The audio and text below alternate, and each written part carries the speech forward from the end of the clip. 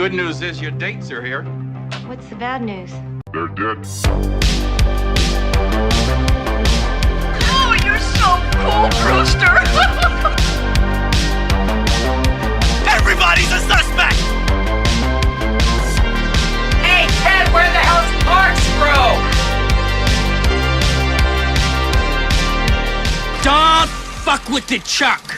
Friday the 13th Part 4, the final chapter, is my personal favorite in the series. It came out in 1984, it was directed by Joseph Zito, and it's the first movie where they kind of changed up the formula of having the attractive final girl as the central character. They introduced a little kid as the central character as well. I personally like that, but the reason why they did that, they said that they haven't seen that in a slasher film before. To my knowledge, I haven't really either, so that makes total sense. Jason is played by Ted White, who is the oldest guy to play Jason at 58. It was weeks away before his birthday when they started shooting the film. Another fun fact for you is the song that Jimmy or Crispin Glover dances to, the infamous dance in this movie. It was originally Back in Black by AC/DC. In post-production, they used Love Is a Lie by Lion.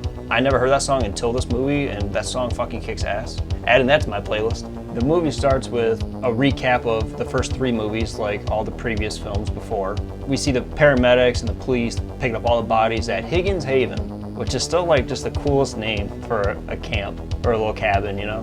But they end up taking Jason's body to the morgue, and there we are introduced to the really pervy Axel, which is a fucking dope-ass name, by the way.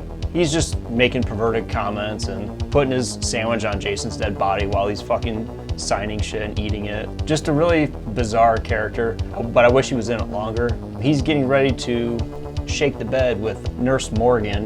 They go into the cold room, as he calls it. He's watching some weird like aerobics video where they like really like focusing in on the asses and everything, just bouncing around. They start making out and they ended up hitting the gurney that Jason was on, and his hand falls, scares the bejesus out of him. And Axel does the performance of a lifetime. Jesus Christmas!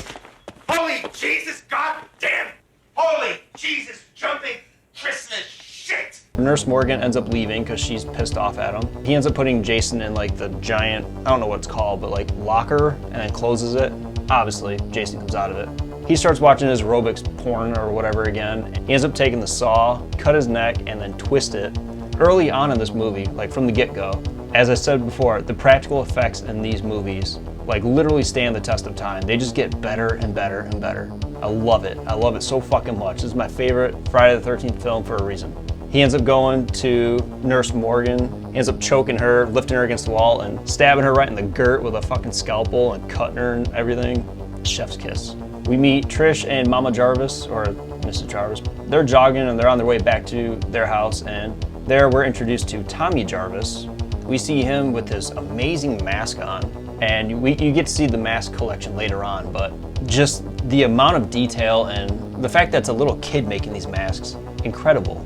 They end up talking about how the place next door is being rented out by a group of kids, and there we get to meet Jimmy, who's played by Crispin Glover, and his best friend Ted, and they're talking about how upset Jimmy is from getting out of the relationship with Blowjob Betty. So Ted runs it through this little fucking imaginary computer. They come to a conclusion that Jimmy's just a dead fuck, and that's the running joke throughout the whole movie. It says you're a dead fuck.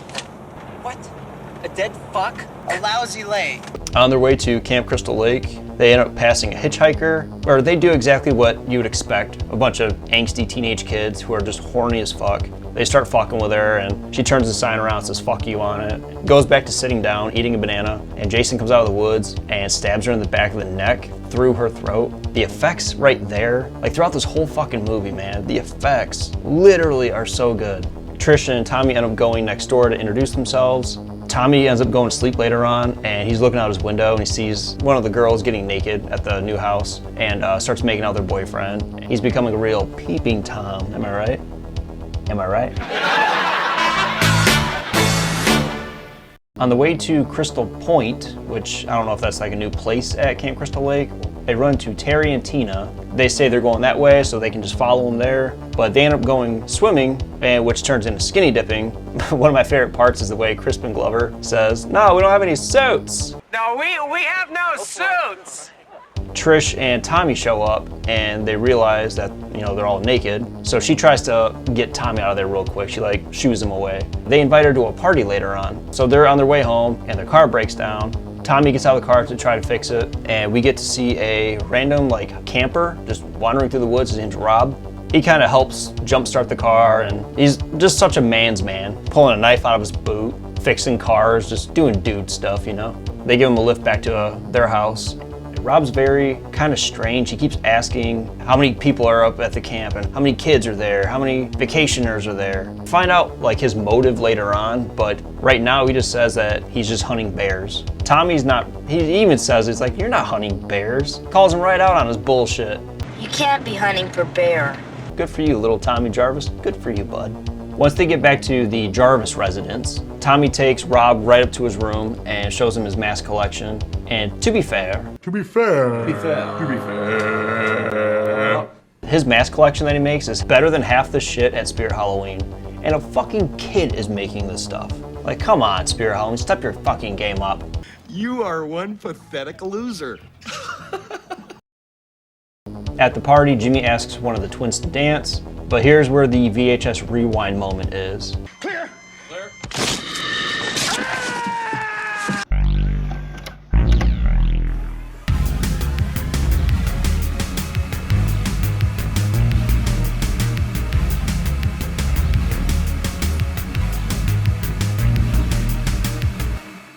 Jimmy's dancing. It's so impeccably smooth and just, you know, he's got that to him. But Jimmy's dancing is just so fucking good. That, young man, is how babies are made. We see Ted trying to be clever and he uses his "want to give teddy bear a kiss" repeatedly throughout the movie. And not only is it very creepy and just he gets denied every single time and it's fucking hilarious each time. The twins have a chug off. Tina ends up winning. She flirts with one of the guys in the group named Paul. It pisses off his girlfriend Sam, so she ends up storming off and goes skinny dipping. And we see like an inflatable like boat out in the lake. So she swims out there. Obviously, she dies. Jason comes out of the water, sticks her. The noise she makes, I don't know if it's good or bad. It's just so strangely there. I don't know how to describe it. Paul stops dancing with Tina. He's like, I can't do this. I gotta go. So he goes to find Sam. He gets in the lake, starts walking out to her, sees her dead body, ends up going back to the shore. Jason's, like, he stabs him in the dick with a harpoon gun, lifts him up in the air and pulls the trigger. I don't know if that's gonna do anything, but all I know is that would hurt like fucking hell. So after that, Tina ends up dancing with Jimmy. They both go upstairs to literally break the bed. When Paul was getting attacked, Rob heard him. He was camping nearby. So he leaves his tent and kind of wanders off to go see what the noise was. And when he comes back, we see that his tent was ransacked. Jimmy and Tina, in the middle of them having sex, Terry goes upstairs and tries to get her to come with her. She's like, hey, I'm leaving, we gotta go. She ends up leaving by herself. In a very unique style of shooting, we get to see Terry die. It's off screen though, but like there's a lightning flash and you see Jason's shadow on the house. I thought that was very creative. Like personally, I thought that was a really good kill. I would have loved to see it on screen, but I think that was a good way to do that off screen. So we at least know she died. Trish and Tommy come home to power outage. None of the lights in the house work. They don't know where their mom's at. She tells Tommy to stay behind to fix the lights and she's gonna go down the path and try to find anyone. She goes to Rob's tent. We see him like cut the tent. He thought that was gonna be Jason. So like he kind of like freaks out on her for a second. We get to see like what his motive really is. His sister Sandra from part 2 went missing. They never found Jason's body, so he's assuming that's Jason. He's gonna go up there and try to kill him, so his alibi was hunting bears. Jimmy ends up getting the confidence that he needs. He asked if he was a dead fuck, but like they literally broke the bed. My boy, George McFly, proving that he knows how to sling that dick. He goes to get a bottle of wine to celebrate, and the infamous, Hey, Ted, where the hell's corkscrew? that death happens. Seeing that like in this movie is fucking phenomenal. Not only is it part of the intro because how cool it is, but it's just so violent. He gets a meat cleaver to the face. Tina ends up coming back to the room. She looks out the window and Jason grabs her and throws her out the window, literally Undertaker style. hits a car. You see the fucking glass explode. It's awesome. Teddy's off watching his like vintage porn. We see Jason kill him, stabs him in the head, and like it carves through the projector screen.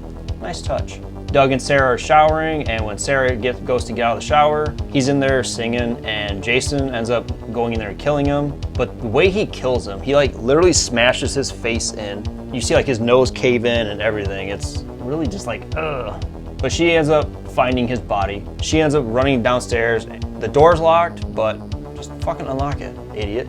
But she ends up getting a axe in the chest, so that's the end of her. So Trish and Rob end up going next door. They end up finding all the dead bodies. Jason attacks Rob, and we get the famous, "He's killing me, he's killing me." I personally, if I was him getting attacked, I would rather yell. "He's biting me! He's biting me!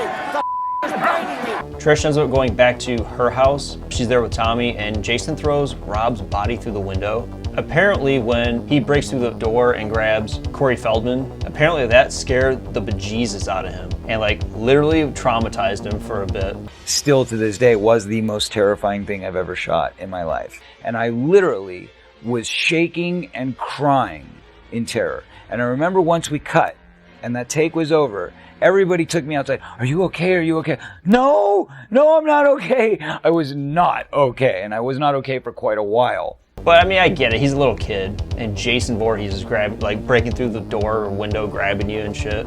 Trish ends up pulling my favorite final girl, Sidney Prescott, and throws a fat back right on Jason's head. She escapes and runs back next door. Jason ends up chasing her. She goes upstairs just to jump out the window, go back to her house. Like, there's just a lot of back and forth in this scene. It's a little confusing.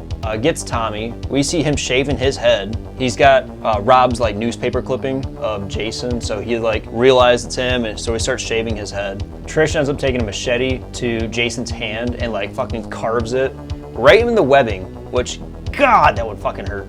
He ends up knocking her to the ground. He's on top of her trying to attack her. Tommy Jarvis comes downstairs yelling, "Jason, Jason," looks at him, and it confuses Jason for a minute. But then again, like, he has his moments throughout the series when Jason can be like super fucking smart, and then he's just plain fucking dumb. Trish ends up knocking Jason's mask off.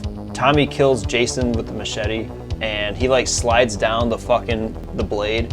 Like the practical effect right there, the way his eyes like bubbling and bulging out as his skull's being carved was so fucking sick. It's probably one of my top 5 favorite effects ever. That is so sick. Tommy Jarvis does what everyone else forgets to do in these horror movies. He double taps him. He takes that machete and literally just carves the shit out of him. Just chops away, chops away. That is what you're supposed to do in a fucking horror movie. Tommy ends up going to see Trish in the hospital at the end. He's giving her this big old hug, and his eyes open. Movie over. Fade to black. So overall, 5 out of 5. Like, for sure, this is the greatest Friday the 13th movie. And if you don't agree, I respect that. If you do, give me a like, a thumbs up. Next is Friday the 13th, A New Beginning. Don't forget to like and subscribe. And until then, see you later.